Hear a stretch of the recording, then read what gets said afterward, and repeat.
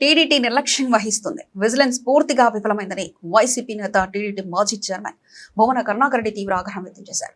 స్వామివారి చిత్రపటాలు చెత్త కుప్పల్లో మలమూత్రాల మధ్య పడేశారని, దీనికి ముఖ్యమంత్రి చంద్రబాబు బాధ్యత వహించాలని డిమాండ్ చేశారు. అలిపిరి నుండి కిలోమీటర్ పరిధిలో స్వామివారి స్థలాల్లో పవిత్రంగా ఉండాల్సిన చోట టీడీటీ నిర్లక్ష్యంగా వ్యవహరిస్తుందని, వందల వేల స్వామివారి ఫోటోలు చెత్త, మలమూత్రాలు, బీర్ బాటిల్స్ మధ్య పడేశారు. ఇది టీడీటీ వైఫల్యం. విజిలెన్స్ పూర్తిగా నిద్రపోయిందని మండిపడ్డారు. టీడీటీని ప్రక్షాళన చేస్తున్నామని 2 ఏళ్లుగా చెప్తున్నారని, కానీ వాస్తవం ఏమిటో కళ్ళకు కట్టినట్లు కనిపిస్తుందని భువన తెలిపారు. సనాతన ధర్మం గురించి మాట్లాడుతూ డిప్యూటీ సీఎం పవన్ కళ్యాణ్ ఒకసారి ఇక్కడికి వచ్చి చూడాలని అన్నారు. ఇదేనా మీరు చేస్తున్న ప్రక్షాళనని ప్రశ్నించారు. ఈ అపచారాలకు చంద్రబాబు బాధ్యత వహించాలని అన్నారు. పాలకులు, టీడీటీ అధికారులు సిగ్గుపడాలని వ్యాఖ్యానించారు. పరమ పావన పుణ్యక్షేత్రం, దివ్యస్థలం, వెంకటేశ్వర స్వామి నిలయం, స్వామివారే అధినాయకుడిగా 7 లోకాలను పరిపాలిస్తున్నటువంటి క్షేత్రం. ఆ క్షేత్రంలో స్వామివారి స్థలాలలో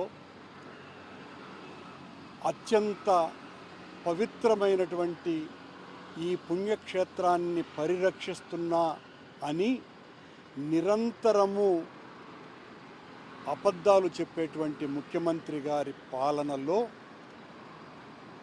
అలిపిరి దగ్గర నుంచి దాదాపు 1.5 కిలోమీటర్ల ప్రాంతమంతా, ఈ చుట్టుపక్కలంతా వెంకటేశ్వర స్వామికి సంబంధించినటువంటి స్థలాలే.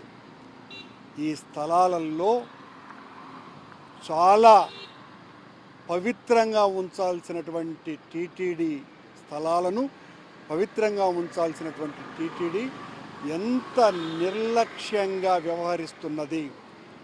దీనికి బాధ్యత చంద్రబాబు గారే వహించాలి.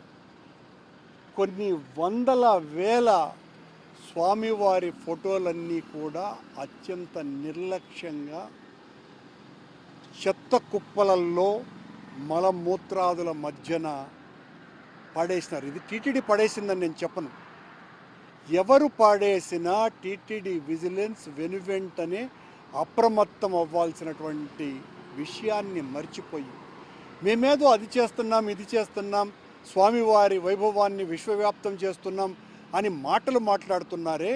2 సంవత్సరాలుగా మొత్తమంతా టీటీడీని ప్రక్షాళన చేశామని చెప్తున్నారే. టీటీడీ స్థలా